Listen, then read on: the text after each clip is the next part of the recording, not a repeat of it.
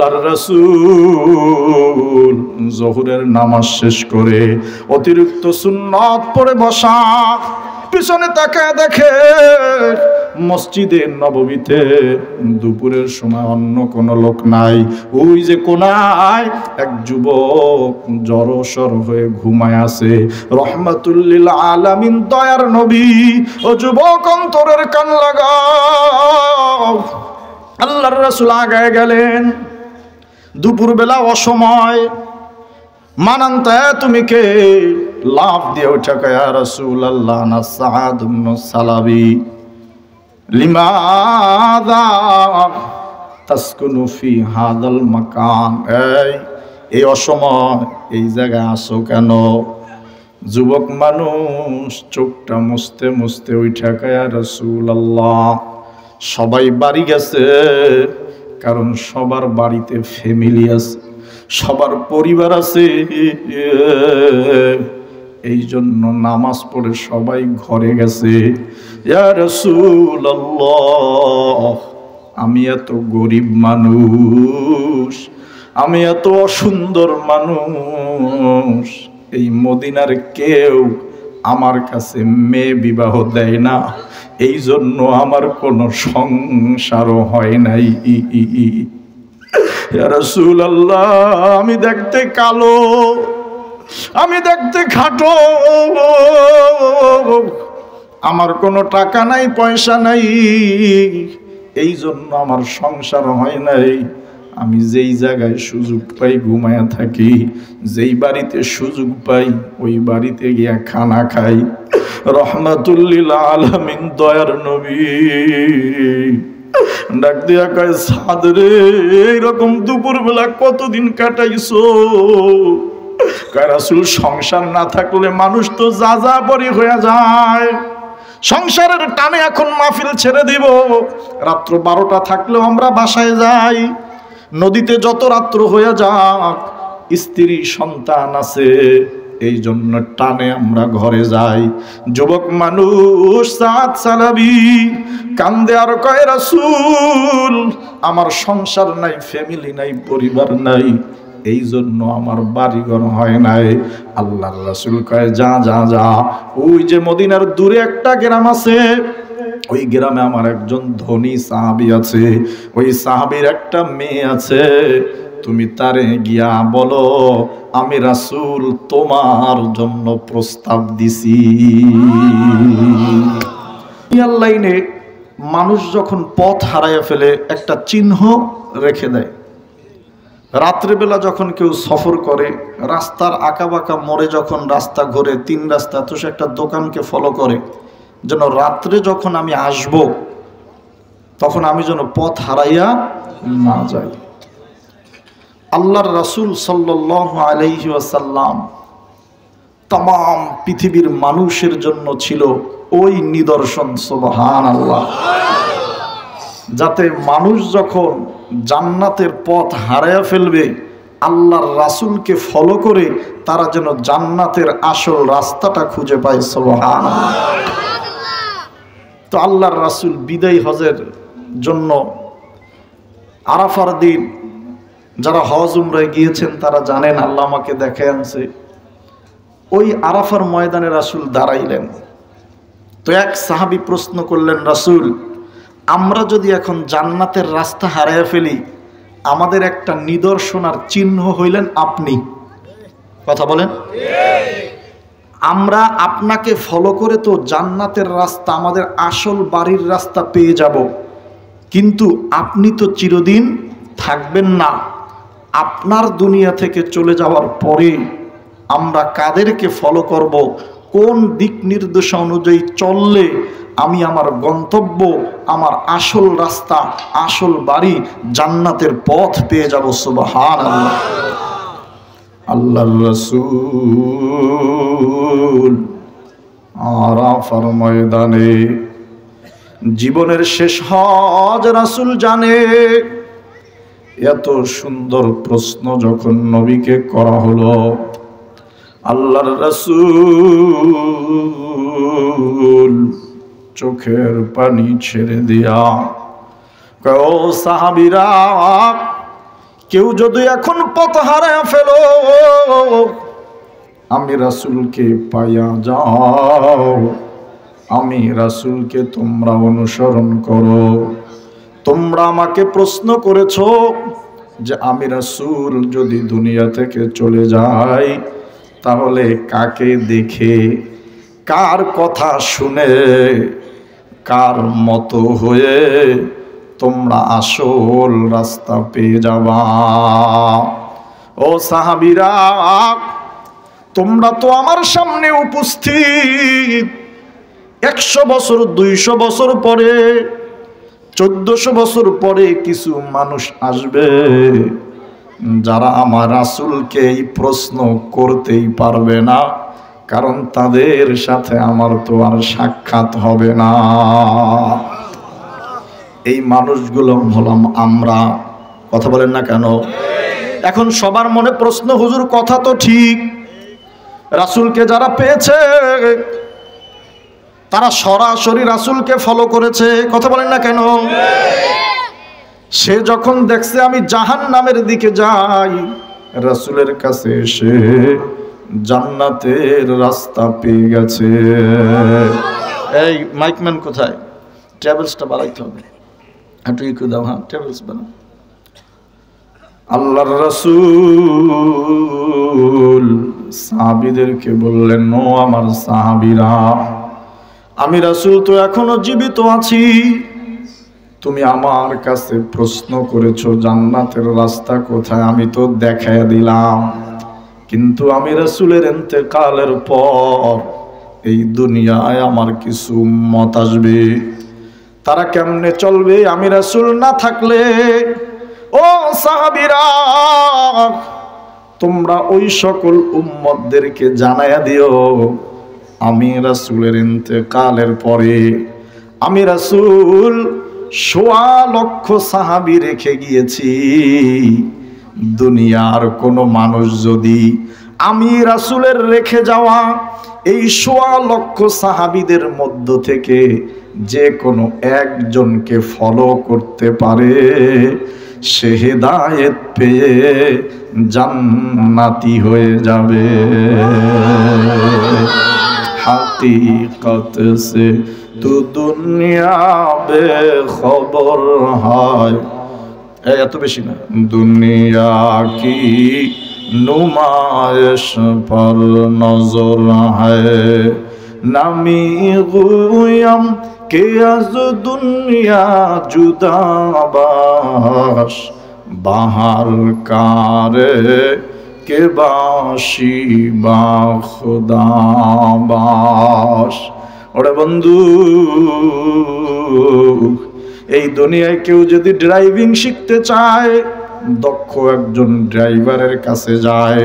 কেউ যদি কৃষিকাজ শিখতে চায়, দক্ষ একজন কৃষকের কাছে যায়। কেউ যদি যে কোনো কাজ শিখতে চায়, ব্যবসা শিখতে যায়, তাইলে ওই লোক একজন সফল ব্যবসায়ীকে খোঁজে। আল্লাহর রাসূল বলে, শোন, দুনিয়ার এই কাজ শিক্ষার জন্য যেই রকম কোনো উস্তাদ আর মুরব্বির কাছে যাওয়া লাগে, ঠিক তেমনি ভাবে তোর ঈমান আর আমল শেখার জন্য তোরও একজন দক্ষ লোকের কাছে যাওয়া লাগবে। যদি একা একা ড্রাইভিং শিখতে চাও তাহলে নিশ্চিত মৃত্যু। কথা বলেন না কেন? একা একা যদি কৃষিকাজ করতে চাও, বছর শেষে দেখবা ফসল হয় না, একদম লস। যদি একা একা ব্যবসা শিখতে চাও, বছর শেষে দেখবা পুঁজি কিছুই নাই। আল্লাহর রাসূল বলে, শোন, ঠিক তেমনি ভাবে ঈমান আর আমল যদি শিখতে চাও, একজন দক্ষ আর যোগ্য লোক লাগবে।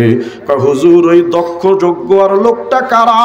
আল্লাহর রাসূল বলে, আমি রাসূলের ইন্তেকালের পরে আমি যেই 1.25 লক্ষ সাহাবী তোমাদের মাঝে রেখে গেলাম, এরা হইল সেই দক্ষ নাবী। ফাবি আইহিম ইকতাদাইতুম ইহতাদাইতুম। এই এলাকার একজন মানুষ যদি আল্লাহর রাসূলের ওই ১৬ লক্ষ সাহাবীদের মধ্য থেকে যে কোনো একজনকে ফলো করে, একজনকে যদি অনুসরণ করে, আল্লাহর রাসূল বলে হেদায়েত পেয়ে জান্নাতি হয়ে যাবে। এখন সবার মনে প্রশ্ন, হুজুর এত দাম সাহাবীদের, আল্লাহর রাসূলের ১৬ লক্ষ সাহাবীর যে কোনো একজনকে ফলো করলে আমি হেদায়েত পেয়ে জান্নাতি হয়ে যাব, সুবহানাল্লাহ বলেন। আল্লাহর রাসূল বলে হ্যাঁ। এখন আপনাদের কাছে আমার প্রশ্ন, ১৬ লক্ষ সাহাবী সবাই কি একই কাজ করতো নি? কথা বলেন না কেন? আমরা এখানে আছি ৫০০ লোক, সবাই কি একই পেশার সাথে জড়িত? ভিন্ন পেশার লোক আছে না নাই? তাইলে আল্লাহর নবীর ১৬ লক্ষ সাহাবী, আমি আপনার কাছে জানতে চাই বিভিন্ন শ্রেণী পেশার আছে না নাই? দ্বিতীয় প্রশ্ন, ও পর্দার আলের মা, এই ১৬ লক্ষ সাহাবীর মধ্য থেকে সবাই কি পুরুষ নি? মহিলা আছে না নাই? ও তরুণ যুবক, আমি তোমার কাছে জানতে চাই এই ১৬ লক্ষ সবাই কি বৃদ্ধ নি না যুবক তরুণ আছে? তাহলে বোঝা গেল আল্লাহর নবী একজনকে না ১৬ লক্ষ মানুষকে, এই ১৬ লক্ষ মানুষের মধ্য থেকে বিভিন্ন শ্রেণী পেশার মানুষ ছিল। এখন তুমি যদি একজন দিনমজুর কৃষক হও, তুমি যদি একজন খেটে খাওয়া মানুষ হও, সাহাবীদের মধ্যেও দিনমজুর খেটে খাওয়া মানুষ ছিল কি ছিল না? সুতরাং তুমি যদি ফলো করো যে আমি একজন দিনমজুর কৃষক, দেখি আল্লাহর নবীর এইরকম দিনমজুর কৃষক সাহাবী কে আছে, তুমি তার জীবনীটা পড়ে তুমি তার মতো করে তোমার জীবনটারে সাজায়া নাও, আল্লাহর রাসূল বলে হেদায়েত পেয়ে জান্নাতি হয়ে যাবা। ওরে বন্ধু, তুমি একজন চাকরিজীবী, তুমি বড় অফিসার, সেনাবাহিনী পুলিশে চাকরি করো, তুমি একজন সচিব। আমি জানতে চাই রাসূলের যুগে এই চাকরিজীবী, এই সচিব, এই মন্ত্রী ছিল কি ছিল না? আল্লাহু আকবার বলেন।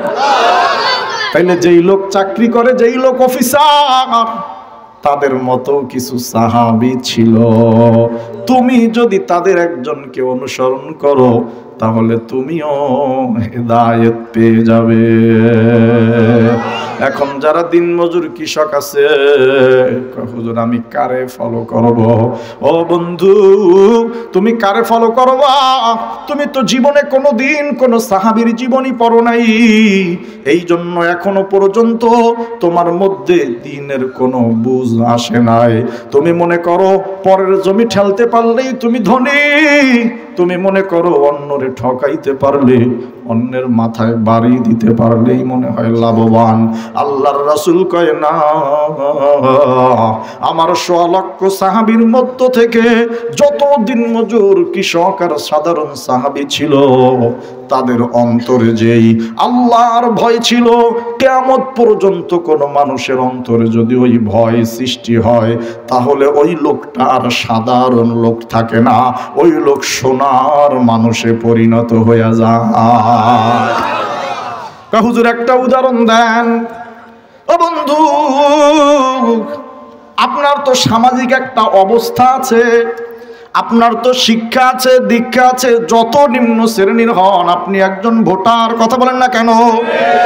আল্লাহর রাসূলের যুগ, তার সামাজিক কোনো মর্যাদা নাই, কোনো দামি নাই, সে একজন আর হলো গোলাম। যেই গোলামের মাথার উপরে পাড়া দিয়া মনে ঘোড়ার উপরে চলতো, এইরকম এক গোলাম, আপনার চেয়ে একদম নিম্নগামী, কিন্তু আল্লাহর ভয়ে তার অন্তর ছিল ভীতু। আমার আল্লাহ বলে এই জন্য আমি আল্লাহ এই ১.৫ লক্ষ সাহাবীকে জান্নাতের টিকিট দিয়া দিছি। তুমিও যদি এই দুনিয়ায় ১৪৫০ বছর পরে ওই রকম একজন সাহাবীকে ফলো করতে পারো, তাইলে আমি আল্লাহ ওই সময় যেমন ছিলাম এখনো তেমন আছি। ওই সময় সাহাবী আমল করে যদি জান্নাতের সুসংবাদ পাইতে পারে, আমি জানতে চাই ওই আল্লাহ এখনো আছে না নাই। লা দিদ্দা ওয়ালা নিদ্দা ওয়ালা হাদ্দা লিমাওলা, লা দিদ্দা ওয়ালা নিদ্দা ওয়ালা হাদ্দা লিমাওলা, আল আনা কামা কানা ওয়ালাম ইয়ালকা যাওয়ালা। আল্লাহর রাসূল বলে, দুনিয়ার মানুষ শোন, যে আল্লাহ পৃথিবীর শুরুতে ছিল ওই আল্লাহ কিয়ামত পর্যন্ত আছে। যে আল্লাহ সাহাবীদের গুণ আর আমলের কারণে দুনিয়ায় জান্নাতের সুসংবাদ দিয়েছে, তুই আমি যদি ওই আমল এখনো করতে পারি, তাহলে সেই আল্লাহ তোমারে আর আমারে এখনো জান্নাতের সুসংবাদ দিবে। একজন গোলাম, সামাজিক কোনো মর্যাদা নাই, মনিবের কিছু গরু নিয়া, মনিবের কিছু বকরি নিয়া, চারোদিকে পাহাড়, মাঝখানে হলো উপত্যকা, সমতল ভূমি, ওই জায়গায় গরু চড়াইতেছে দুপুর বেলা।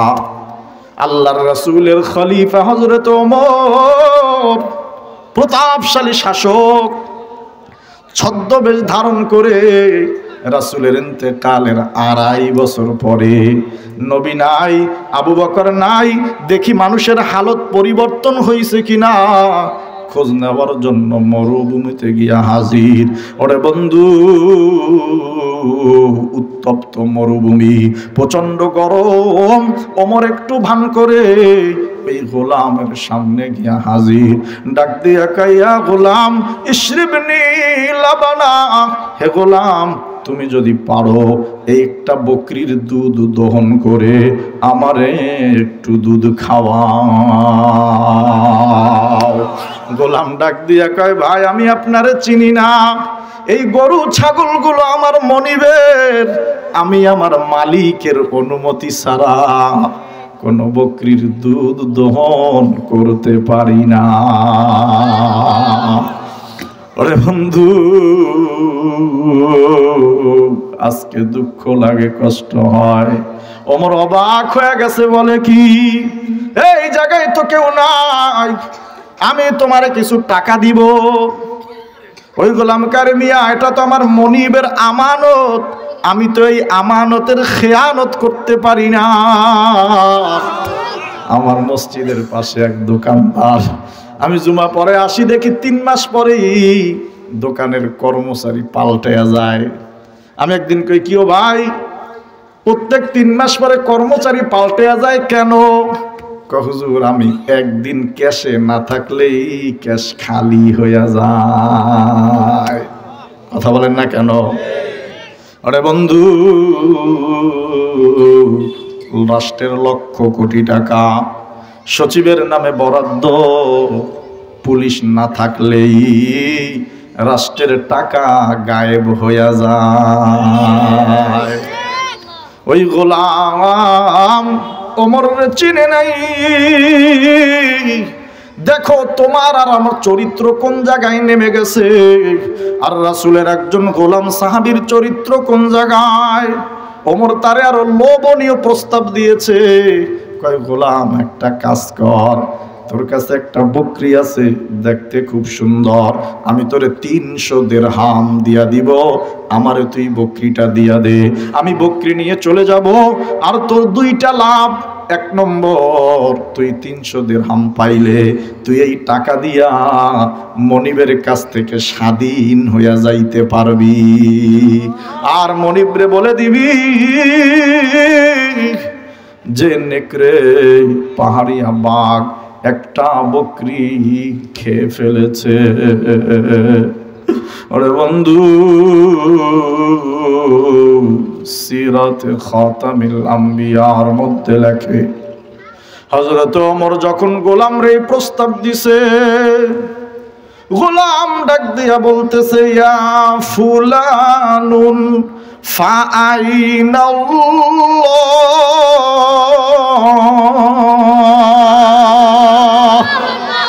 গোলাম চোখের পানি ছেড়ে দিয়া কয়, আগন্তুক, ও মুসাফির ভাই,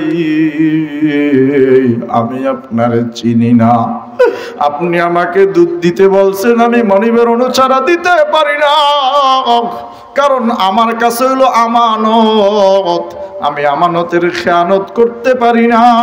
আপনি আমাকে প্রস্তাব দিয়েছেন যেন আমি আপনার কাছে একটা বকরি বিক্রি করে দেই, বিনিময়ে আমি 300 দিরহাম পাবো, আর মনিবের কাছে এটা লুকায়া ফালাবো। ও আগন্তুক, ও মুসাফির, তুমি আর আমি যখন এই লেনদেনটা করব, এই ঘুষের লেনদেনটা আমি করব, মনিবের সাথে প্রতারণা করব, আমি তোমার কাছে জানতে চাই ওই সময় আল্লাহ কোথায় থাকবে? আরে বন্ধু, হযরত ওমর চোখের পানি ছেড়ে দেয়া কয়, গোলাম, আমি এই দেশের প্রধানমন্ত্রী, আমি আসছি তোরে যাচাই করার জন্য। এই আদর্শ তুই কোথায় পাইলি? এই চরিত্র কোত্থেকে শিখলি? আরবদের যুবকদের চরিত্র তো এইরকম ছিল না। ওরা পথে ঘাটে ডাকাতি করেছে, পথে ঘাটে ছিনতাই করেছে।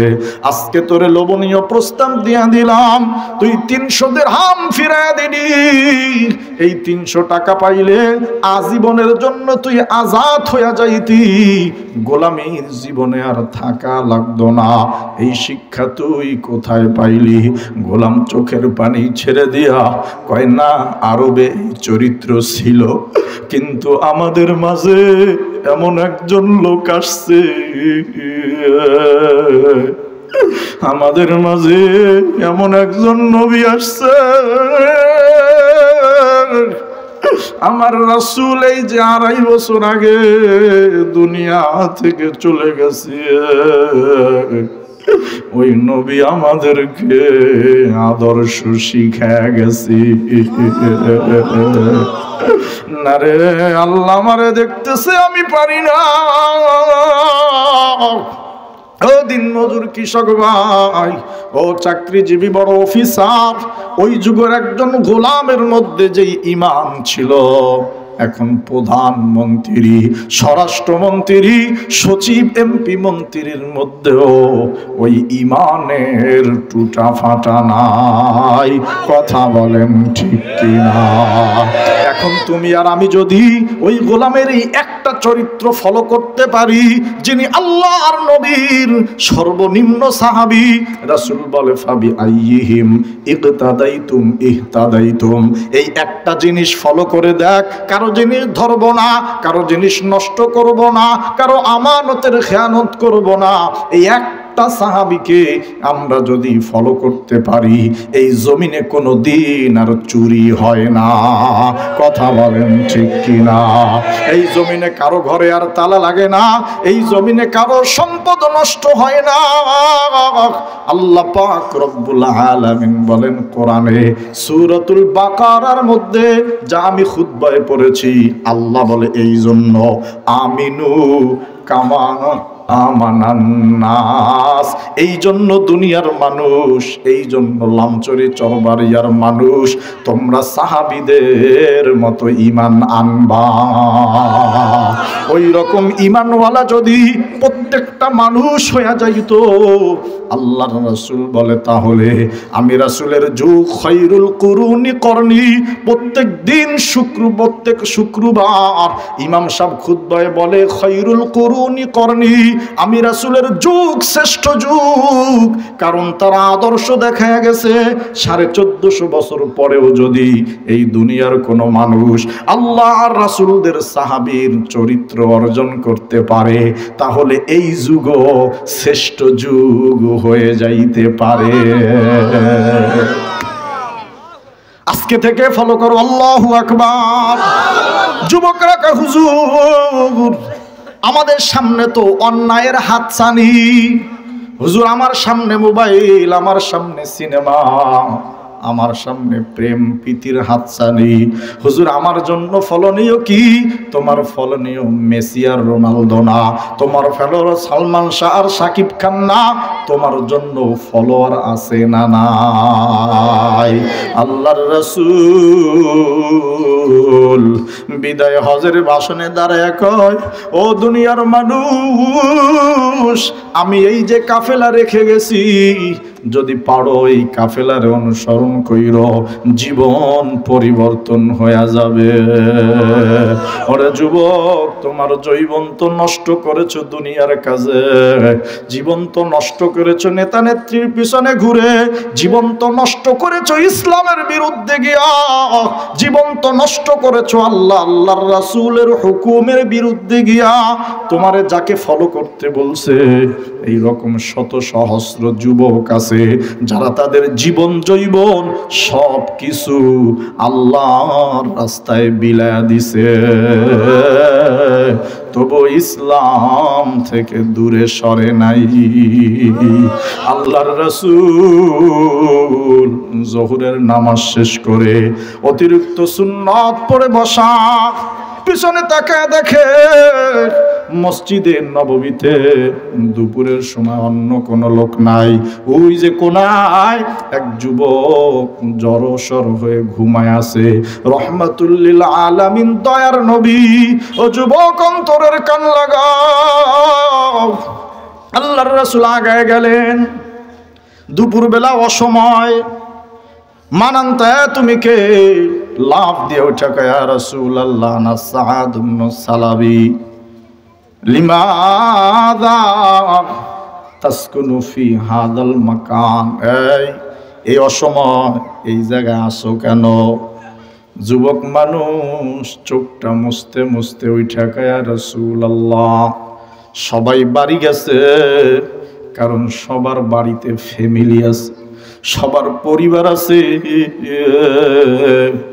এই জন্য নামাজ পড়ে সবাই ঘরে গেছে। ইয়া রাসূলুল্লাহ আমি এত গরিব মানুষ, আমি এত অসুন্দর মানুষ, এই মদিনার কেউ আমার কাছে মেয়ে বিবাহ দেয় না, এই জন্য আমার কোনো সংসারও হয় নাই। ইয়া রাসূলুল্লাহ আমি দেখতে কালো, আমি দেখতে খাটো, আমার কোনো টাকা নাই পয়সা নাই, এই জন্য আমার সংসার হয় নাই। আমি যেই জায়গায় সুযোগ পাই ঘুমায়া থাকি, যেই বাড়িতে সুযোগ পাই ওই বাড়িতে গিয়া খানা খাই। রহমাতুল লিল আলামিন দয়ার নবী ডাক দিয়া কয়, সাদ রে এইরকম দুপুরবেলা কতদিন কাটাইছো?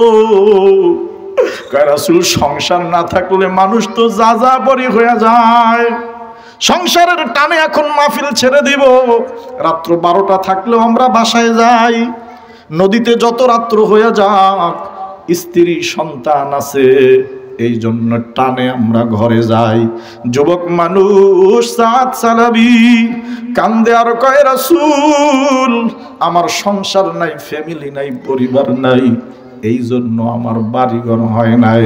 আল্লাহর রাসূল কয়, যা যা যা, ওই যে মদিনার দূরে একটা গ্রাম আছে, ওই গ্রামে আমার একজন ধনী সাহাবী আছে, ওই সাহাবীর একটা মেয়ে আছে, তুমি তারে গিয়া বলো আমি রাসূল তোমার জন্য প্রস্তাব দিছি।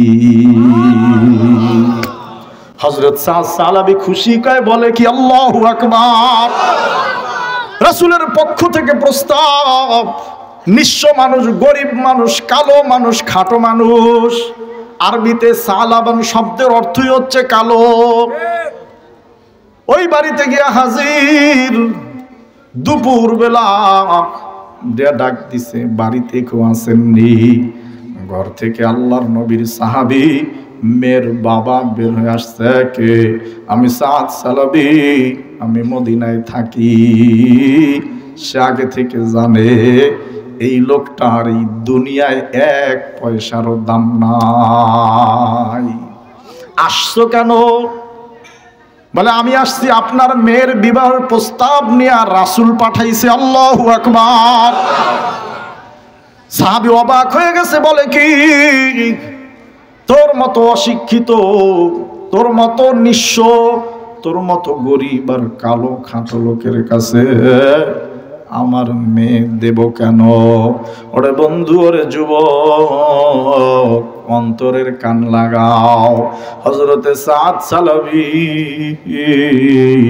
মনের দুঃখ মনে নিয়া বাড়ি থেকে যখন বের হয়ে যাবে, মেয়েটাই শেখে আব্বু কি ঘটনা? আসছে কে? কয়েকটা যুবক আসছে তোমার বিবাহের প্রস্তাব নিয়া। আব্বু তুমি কি বলছো? আমি ওরে তাড়ায় দিছি। মেয়ে কয় আব্বু তুমি কি শোনো নাই? ওই যুবক রে আল্লাহর নবী পাঠাইছে।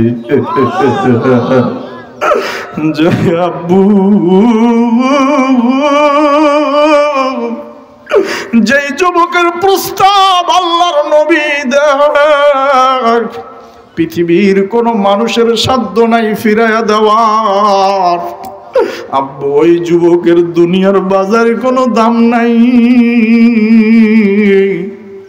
কিন্তু আমার মন বলছে আল্লাহর কাছে সে দামি। আল্লাহর রাসূল পাঠাইছে না, ফিরে দিও না।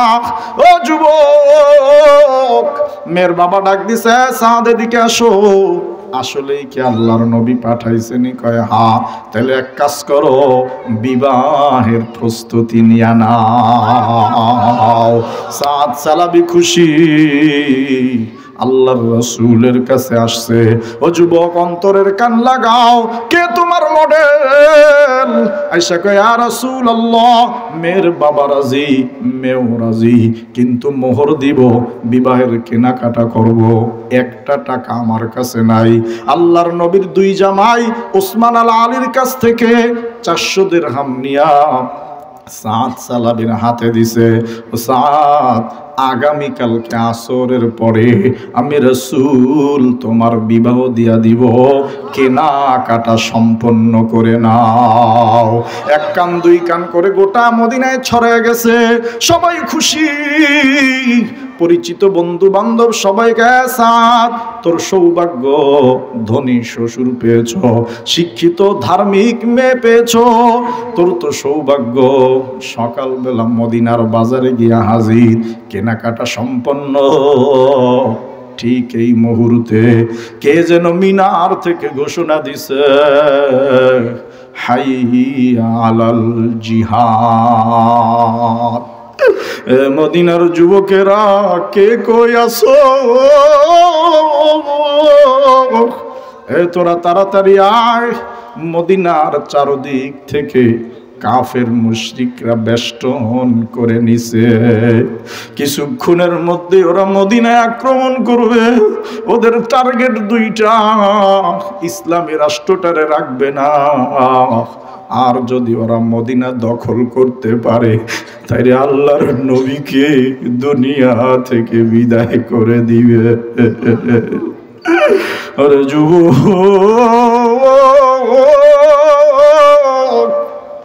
পরিস্থিতি বড় ভয়ঙ্কর। যুদ্ধটা ছিল খন্দকের যুদ্ধ। মদিনার চারদিক থেকে 10,000 বেঈমানরা মদিনাকে ঘিরে ফেলছে। পরিস্থিতি এত ভয়াবহ, আল্লাহর নবী ওই দিন জোহর আর আসর নামাজ মসজিদে নববীতে জামাতের সহিত পড়তে পারে নাই। একের পর এক তীরের বর্ষণ লেগে গেছে, মারামারি, সন্ধ্যা ঘনায় গেছে। ওরে বন্ধু, মুশরিকরা কাফেররা কাফেরদের শিবিরে ফিরে গেছে। আহত নিহত সাহাবীরা যার যার বাড়িতে চলে গেছে, যার যার আত্মীয় স্বজন আহত নিহতরে নিয়ে গেছে। আল্লাহর নবী, দয়ার নবী, নবীর কাছে কে আপন কে পর নাই। আল্লাহর নবী আসরের পরে কয়েকজন সাহাবীরে কই গিয়া দেখো কোন লোক আমাদের মধ্যে আসেনি। সবাই কয় না রাসূল, আমাদের মধ্যে যারা আহত নিহত হয়ে গেছে, যে যার আত্মীয় স্বজন তার নিয়ে আসছে, আজকের মতো যুদ্ধ বন্ধ। আল্লাহর রাসূল কয় না, গিয়া দিয়ে আসো। হযরতে আব্বাস রাদিয়াল্লাহু তাআলা আনহু বলেন, আমরা কয়েকজন বিচক্ষণতার সাথে যুদ্ধের ময়দানে হাঁটতেছি, তাকায় দেখি গামছা দিয়া চেহারা পেছানো একটা লোক পইরা আছে, এখনো পর্যন্ত রুহু যায় নাই, কেউ তারে নেয় নাই। কাফের না মুসলমান জানি না, আগে গেলাম আল্লাহর নবীর নির্দেশ, নবী রাহমাতুল লিল আলামিন। আমরা আগে গেছি, ধরাধরি করে নিয়ে আসছি। গামছাটা যখন খুইলা দিলাম, তাকায় দেখি হযরতে সাদ সালাবি, একটা আর দুইটা না, আল্লাহর নবীর সাহাবী হযরতে তলহা বলে ৭৭টা কোপার তিলহর পুরো গায়ে, ছোট্ট দেহ। আল্লাহর নবী আগে গেছে, গিয়া দেখে হযরতে সাদ সালাবির রূহ এখনো যায় নাই। আল্লাহর নবীর সামনে কয়, সাদ রে, তোরে না ৪০০ দিরহাম দিয়া দিলাম, তুই বিবাহের প্রস্তুতি নিবি, অনেকে তো যুদ্ধে ছিল, তুই কেন জড়ায় গেলি? হযরতে সাদ সালাবি ডাক দিয়া কয়, রাসূল, আমি বিবাহের কেনাকাটা করেও ফেলছি, দোকানদাররে টাকা দিয়েও দিছি, কিন্তু যখন আমার কানে আসছে বেঈমানরা যদি মদিনা দখল করে, ওরা আপনাকে দুনিয়া থেকে বিদায় করে দিবে, আমি ভাবছি আমার নবী দুনিয়ায় থাকবে না, আর আমি বাসর করব তা হতে পারে না। ইয়া রাসূলুল্লাহ, আমি ওই ৪০০ দিরহাম দিয়ে তীর আর তরবারি কিনছি, আমি ঢালও কিনি নাই, এই দুনিয়ায় তো আমার কেউ নাই। আল্লাহর নবী কয়, সাদ তোর কষ্ট হইতেছিনি? ডাক দিয়ে কয়, ইয়া রাসূলুল্লাহ, মৃত্যুর যন্ত্রণা সবার আছে, আমি মাঠের মধ্যে পড়েছিলাম, আমি তখনও জানি না আপনি কেমন আছেন, আপনাকে আমি সুস্থ অবস্থায় দেখার পর আমার আর কোনো দুঃখ নাই। ও মদিনার মাটি রে, সকল সুখ বুঝি তোর কপালে, তোর বুকে এমন রবি যার লাগি পাগল সবই, যার লাগি সৃষ্টি হলো ত্রিভুবন,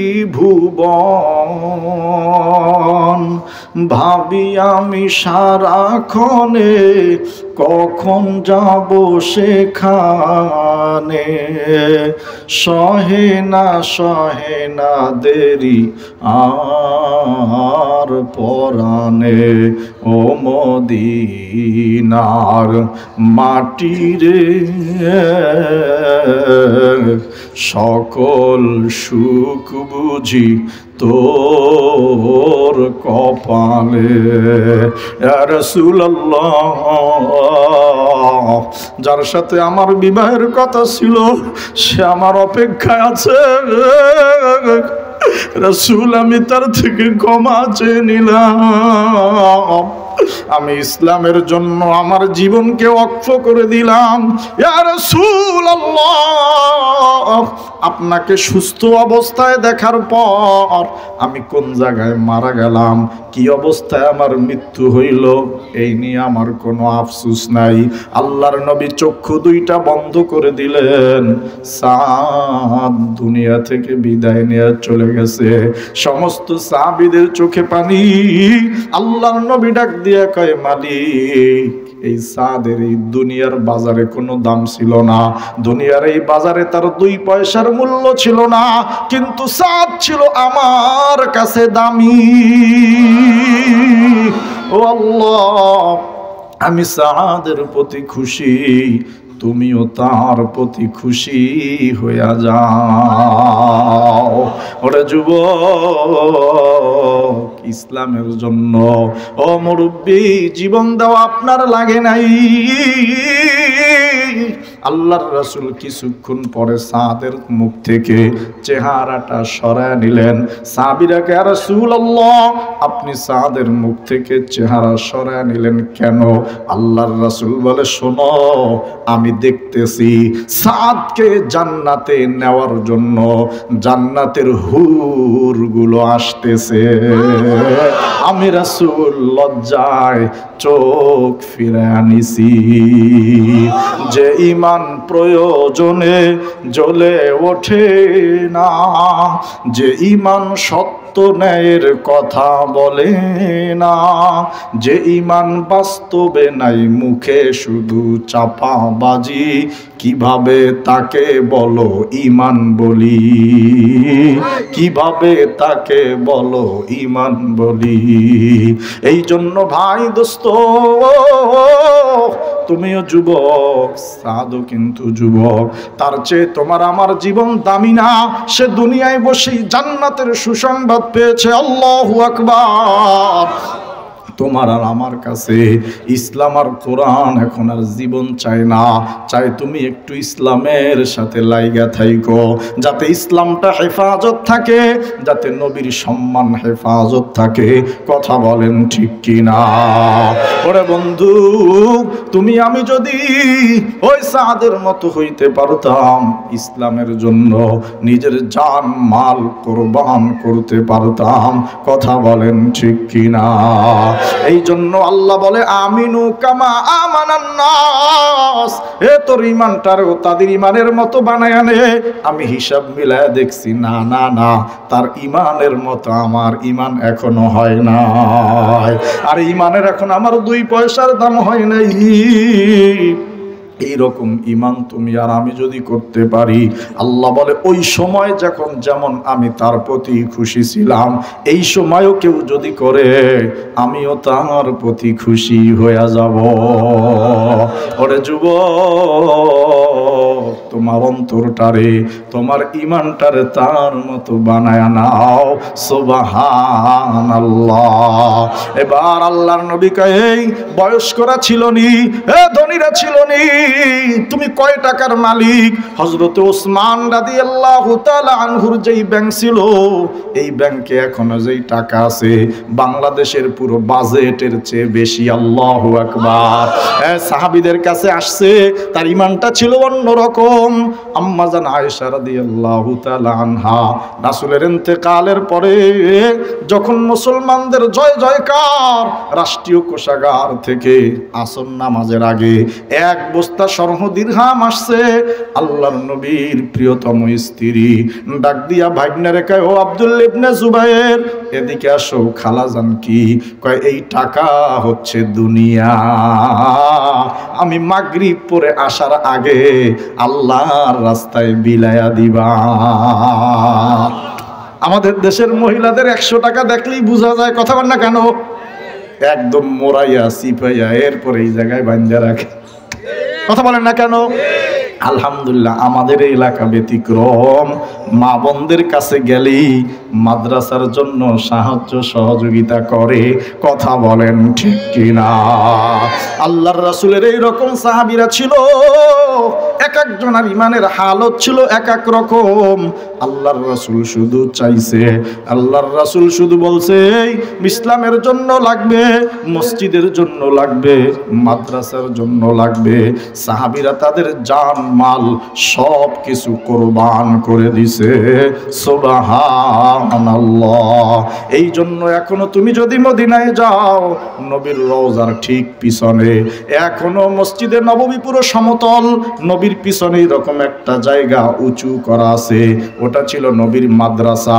আল্লাহর রাসূল সাহাবীদেরকে বলছো, সাহাবীরা এই মাদ্রাসায় যারা লেখাপড়া করে এরা হলো আল্লাহর মেহমান। সুবহানাল্লাহ। তোমাদেরকে কাজ করবা, এই মেহমানদেরকে তোমরা মেহমানদারি করবা, এটা তোমার ইমানের দাবি। আল্লাহু আকবার। সাহাবীরা কয় রাসূল কেমনে করব?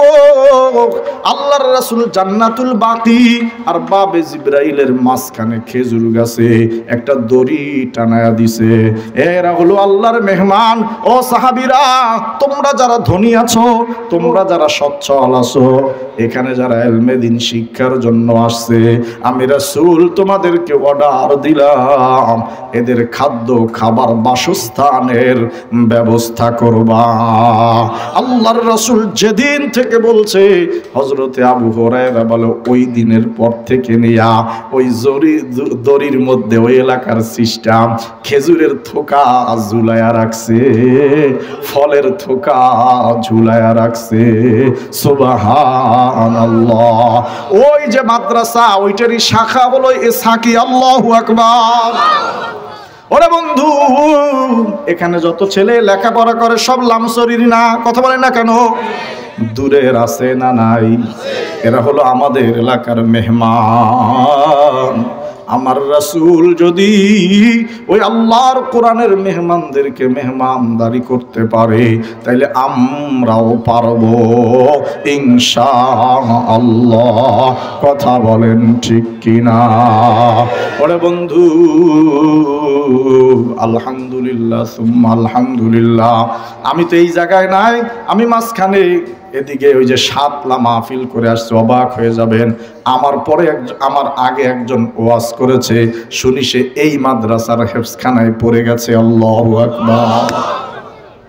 মনটা ভরে গেছে। এ তো আমাদের এলাকার। আবার আমি যে অন্য জায়গায় বলি যে এই যে শিকদার বাড়ি মাদ্রাসা, আলহামদুলিল্লাহ আমিও ছোট্ট কালে এখানে নুরানিতে পড়ছি। ওরে বন্ধু, আমার এখনো মনে আছে ওই সময় এখানে আসছি, যত মুরব্বীরা ছিল অনেকে এখন আর এই জায়গায় নাই। হুজুর কই চলে গেছে?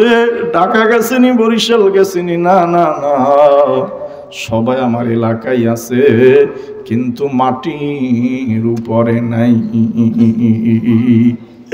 এই জন্য আমি আর কোনো কথা নাই, এক কথা, শেষ কথা, আল্লাহ যারা সাধ্য দিছে, সামর্থ্য দিছে, ইনশাআল্লাহ এই মুহূর্তে আমি আসছি খুব খুশি। আপনারাও দেখছেন তলিবুল ইলমের এখানে থাকে 24 ঘন্টা, ওদের ওযু গোসল করতে হয়, পানির কষ্ট ছিল, সুন্দর একটা ঘাটলা হয়েছে আলহামদুলিল্লাহ।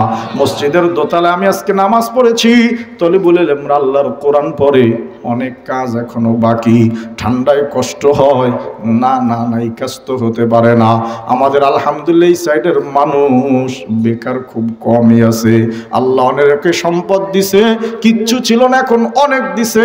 সোনের ঘর ছিল টিনের ঘর হইছে, টিনের ঘর এখন বিল্ডিং হয়ে গেছে। যদি এই হইতে পারে ইনশাআল্লাহ লামসরি ইসহাকিয়া মাদ্রাসাও সবচেয়ে সুন্দর মাদ্রাসা হবে ইনশাআল্লাহ। কোনো জোর জবরদস্তি নাই। এই মজলিস কান্নাওয়ালাদের মজলিস, আমি কাউরে মারি নাই, বকা দেই নাই। অনেক মানুষ, অনেক ওলামা একরাম চোখের পানি ফেলছে।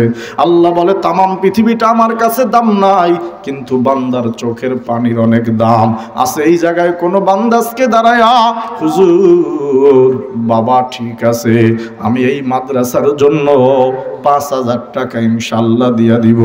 আমার আপনজন কেউ নাই, মা নাই, বাবা নাই, দুনিয়া থেকে চলে গেছে, আমার কিচ্ছু ছিল না। আলহামদুলিল্লাহ আল্লাহ আমার এখন অনেক দিছে। আমি এই মাদ্রাসায় তোমার হাতে 5,000 টাকা দিয়া দিলাম, তুমি দোয়া করে দিও। কে কে আছে ইনশাআল্লাহ একটু হাতটা জাগাইয়া খুশি খুশি মনে আল্লাহ তুমি দানটারে কবুল করে নাও। খুব ভালো লাগছে, হিসাব দিল 13 লক্ষ টাকার মতো খরচ। আলহামদুলিল্লাহ, এখনো কিছু কর্জ আছে।